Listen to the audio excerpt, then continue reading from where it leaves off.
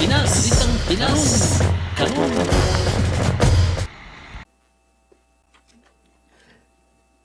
First of all, I would like to express my sincere condolences to the family of and loved ones of Governor Degamo and the Negros victims killed on March 4, 2023. Alam ko po kung gaano kahirap at kasakit mawalan ng mahal sa buhay. Ngunit ang hindi ko po yata kayang tanggapin ay kung ang isang mahal sa buhay ay mamamatay lamang sa mga kamay ng walang awa at walang pusong kriminal. We can only wish that this is only a bad dream and everything will be all right when we wake up. But we have to face the truth that our loved ones are lost forever. When the news came out that Governor Degamo, along with several civilians, had been mercilessly gunned down while he was in the middle of distributing provisions to his constituents, it came as a cruel shock to all of us. He was killed in the line of duty, serving the people. The spate of killings of several other political leaders and local government officials months prior should have served as a warning to Governor Degamo to hide and fear for his own life. But he didn't. He continued his life of public service until his last breath. Although the worst has already happened, your Senate Committee on Public Order and Dangerous Drugs will not allow impunity to prevail. The brutality committed against Governor Degamo and the people of Negros Oriental will not be swept under the rug. Violence has no place in our society. The Senate is not a court of law. However, this does not mean that we do not bear the responsibility to prevent the proliferation of evil.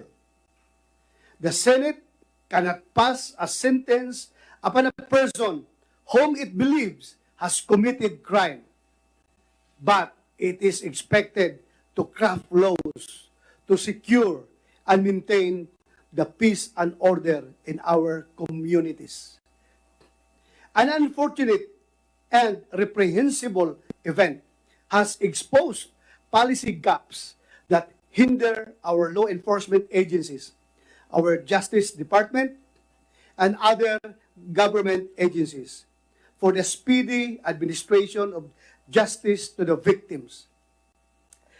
We intend to bridge those gaps through legislation and hopefully the tragedy that the people of Negros Oriental experience would be the last. For the record, I personally know Governor Roel Degamo and his wife, Mayor Janice Degamo, and the alleged mastermind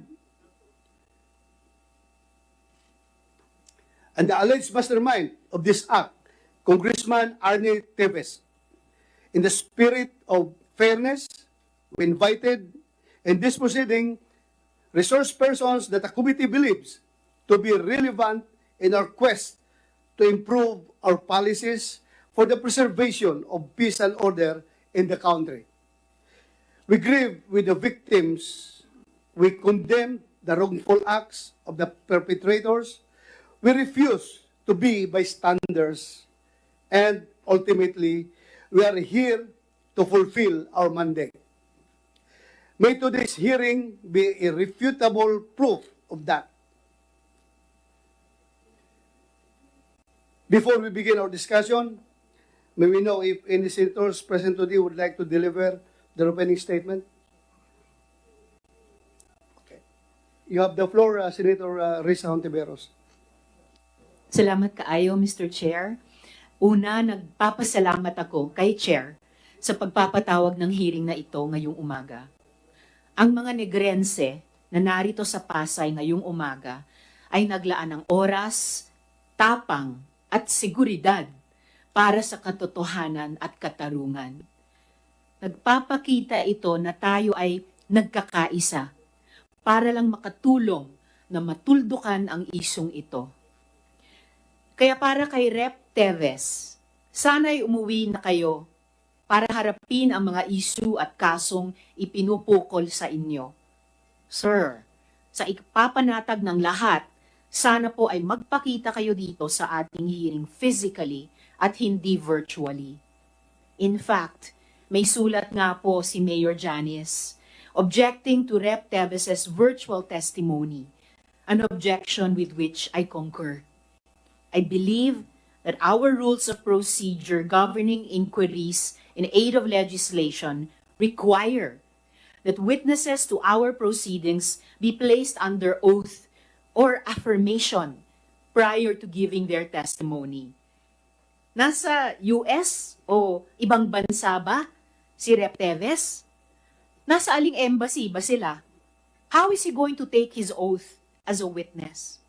Because if a potential witness is abroad, he has to be sworn at the embassy or consulate and give his testimony there. Just like Mohit Dargani and Singaporean businessman Huang Tzuyen when they testified for the family hearings.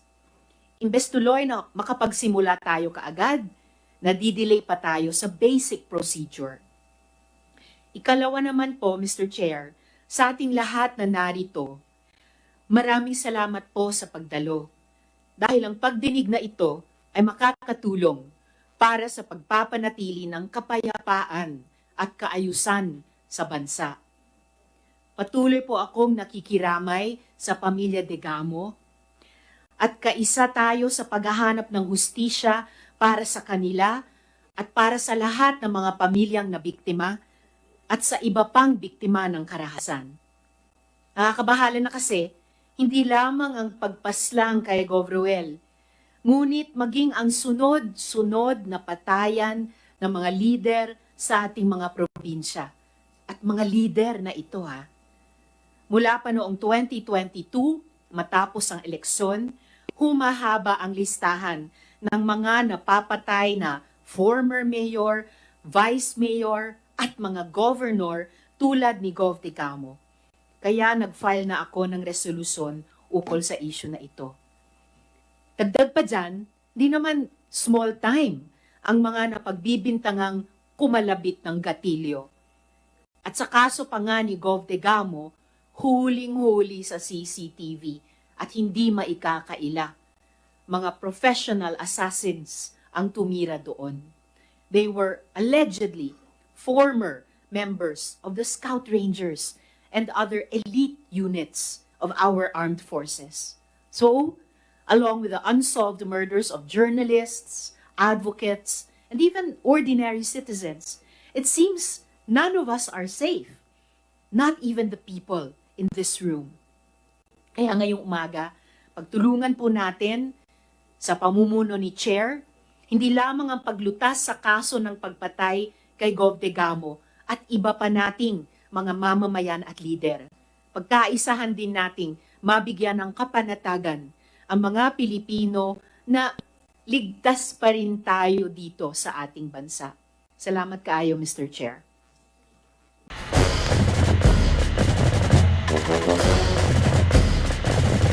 Balitang Pinas, kanong